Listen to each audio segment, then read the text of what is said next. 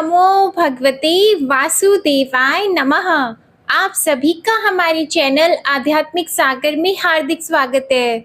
आज मैं आप सभी के समक्ष आषाढ़ मास महात्म्य का अध्याय 5 प्रस्तुत करने जा रही हूँ। आषाढ़ मास महात्म्य के प्रथम 4 अध्याय हमारे चैनल पर अपलोडेड हैं। आप उन्हें प्लेलिस्ट में जाकर सुन सकते हैं। हमारे चैनल आध्यात्मिक सागर पर श्रीमद् भगवद गीता सार की महात्म्य और अध्याय की वीडियोस भी हर दिन नियम से अपलोड होती हैं। आशा करती हूँ आप वो भी सुन रहे होंगे। तो आइए शुरू करते हैं आषाढ़ मास महात्म्य का अध्याय 5। इस अध्याय में श्री गंगा जी की महिमा और वैष्णव पुरुषों के लक्षण तथा भगवान श्री विष्णु की प्रतिमा के पूजन का महात्म्य है। माता पार्वती महादेव जी से बोली, हे महामते, श्री गंगा जी की महात्म्य का पुनः वर्णन कीजिए, जिसे सुनकर सभी मुनि संसार की ओर से विरक्त हो जाएं। श्री महादेव जी ने कहा, देवी, बुद्धि में बृहस्पति और पराक्रम में इंद्र के समान भीष्म जी जब बाण शैया पर शयन कर रहे थे, उस समय उन्हें देखने के लिए अत्रि, वशिष्ठ, भृगु, पुलस्त्य, पुलह, कृतु, अंगिरा, गौतम, अगस्त्य और सुमति आदि बहुत से ऋषि आए। धर्मपुत्र युधिष्ठिर अपने भाइयों के साथ वहां मौजूद थे। उन्होंने उन परम तेजस्वी जगत पूज्य ऋषियों को प्रणाम करके विधि पूर्वक उनका पूजन किया। पूजा ग्रहण करके वे तपोधन महात्मा जब सुख पूर्वक आसन पर बैठ गए, तब युधिष्ठिर ने भीष्म जी को प्रणाम करके इस प्रकार पूछा, पितामह, धर्मार्थी पुरुषों के नित्य सेवन करने योग्य परम पुण्यमय देश, पर्वत और आश्रम कौन कौन से हैं?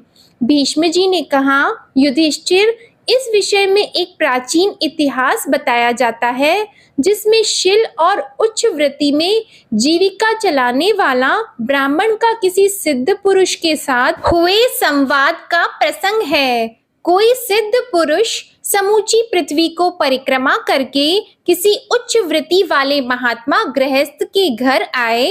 वे आत्मविद्या के तत्वज्ञ, सदा अपनी इंद्रियों को काबू में रखने वाले, राग द्वेष से रहित, ज्ञान कर्म कुशल, वैष्णवों में श्रेष्ठ, वैष्णव धर्म के पालन में तत्पर, वैष्णवों की निंदा से दूर रहने वाले, योगाभ्यासी, त्रिकाल पूजा के तत्वज्ञ, वेद विद्या में निपुण, धर्माधर्म का विचार करने वाले, नित्य नियम पूर्वक वेद पाठ करने वाले और सदा अतिथि पूजा में तत्पर रहने वाले थे। सिद्ध पुरुष को आया देखकर गृहस्थ ने उनका विधि पूर्वक आतिथ्य सत्कार किया। तत्पश्चात उनसे पूछा, द्विजवर, कौन कौन से देश, पर्वत और आश्रम पवित्र हैं? मुझे प्रेम पूर्वक बताने की कृपा कीजिए। सिद्ध पुरुष ने कहा, ब्राह्मण, जिनके बीच नदियों में श्रेष्ठ त्रिपतगा गंगा जी सदा बहती रहती हैं, वे ही देश, वे ही जनपद, वे ही पर्वत और वे ही आश्रम परम पवित्र हैं। जीव गंगा जी का सेवन करके जिस गति को प्राप्त करता है, उसे तपस्या, ब्रह्मचार्य, यज्ञ अथवा त्याग से भी नहीं पा सकता। अपने मन को संयम में रखने वाले पुरुषों को गंगा जी के जल में स्नान करने से जो संतोष होता है, वह 100 यज्ञों के अनुष्ठान से भी नहीं हो सकता। जैसे सूर्य उदय काल में तीव्र अंधकार का नाश करके तेज से उद्भासित हो उठता है, उसी प्रकार गंगा जी के जल में डुबकी लगाने वाला मनुष्य पाप का नाश करके पुण्य से प्रकाशमान होने लगता है। विप्र, जैसे आग का संयोग पाकर रुई का ढेर जल जाता है, उसी प्रकार गंगा का स्नान मनुष्य के सारे पापों को दूर कर देता है। जो मनुष्य सूर्य की किरणों से तपे हुए गंगा जल का पान करता है, वह सब रोगों से मुक्त हो जाता है।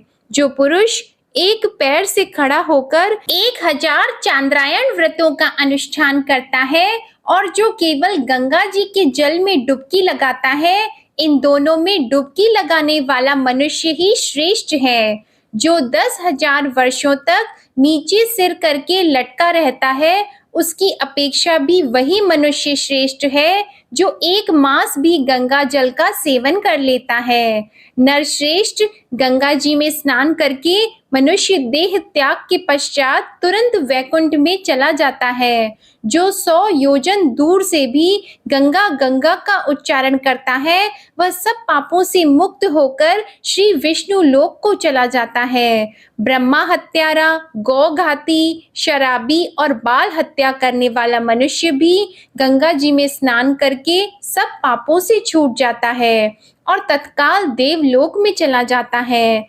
माधव तथा अक्षय वट का दर्शन और त्रिवेणी में स्नान करने वाला पुरुष वैकुंठ में जाता है। जैसे सूर्य के उदय होने पर अंधकार नष्ट हो जाता है, उसी प्रकार गंगा में स्नान करने मात्र से मनुष्य के सारे पाप दूर हो जाते हैं। गंगा द्वार, कुशाव्रत, बिल्वक, नील पर्वत तथा कनखल तीर्थ में स्नान करने से मनुष्य का पुनर्जन्म नहीं होता। भीष्म जी कहते हैं, ऐसा जानकर श्रेष्ठ मनुष्य को बारंबार गंगा स्नान करना चाहिए।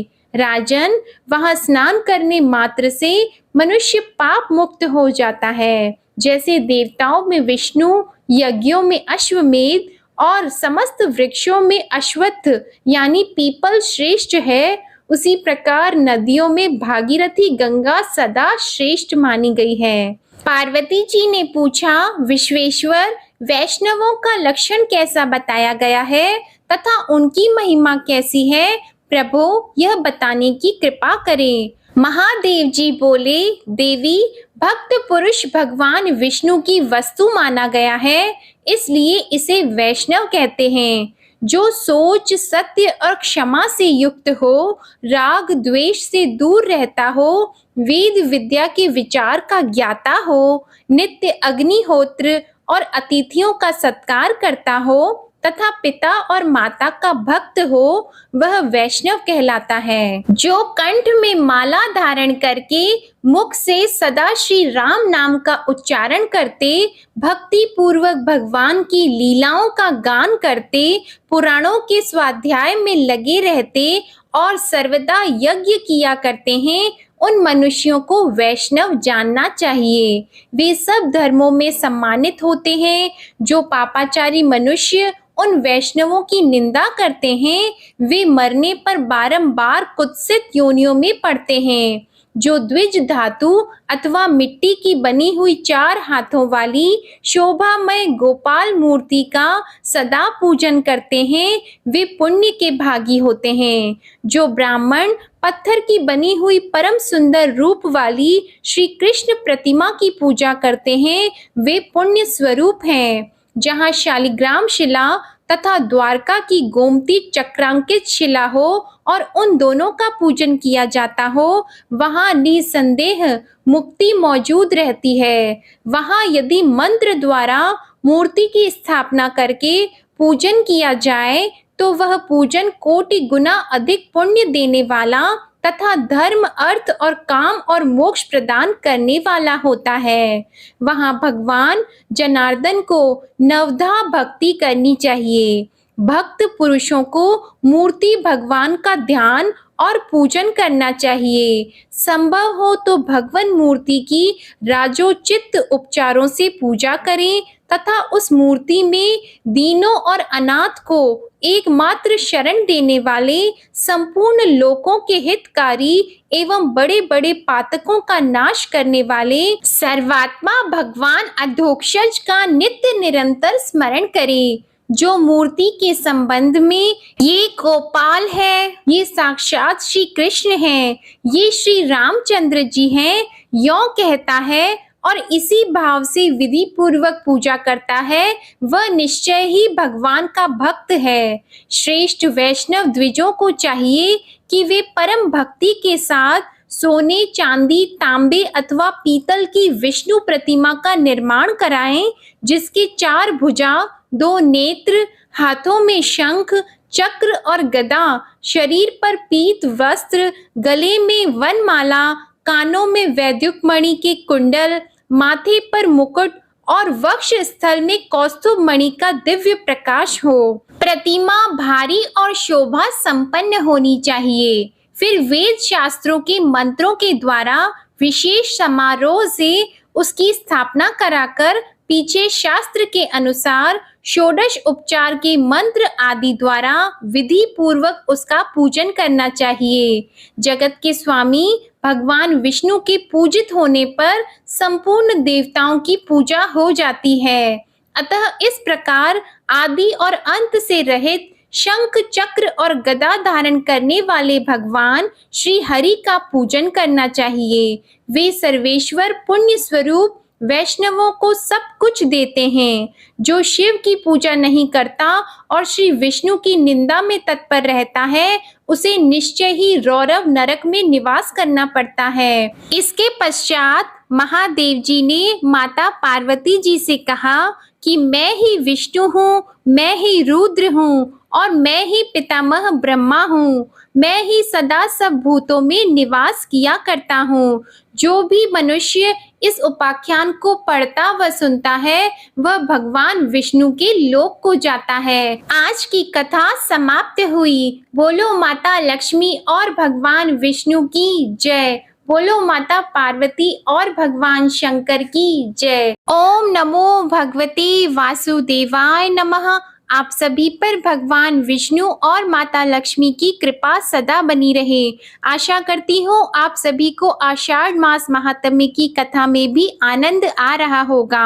हमारे चैनल आध्यात्मिक सागर पर श्रीमद् भगवद गीता सार के महात्म्य और अध्याय की वीडियोस हर दिन नियम से अपलोड होती हैं।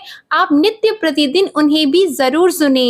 वीडियो पसंद आए तो उसे लाइक करें, शेयर करें और कमेंट सेक्शन में ओम नमो भगवते वासुदेवाय नमः लिखना ना भूलें। हमारे चैनल आध्यात्मिक सागर को अगर अभी तक सब्सक्राइब नहीं किया है तो चैनल को सब्सक्राइब करके बेल आइकन को दबाएं। धन्यवाद।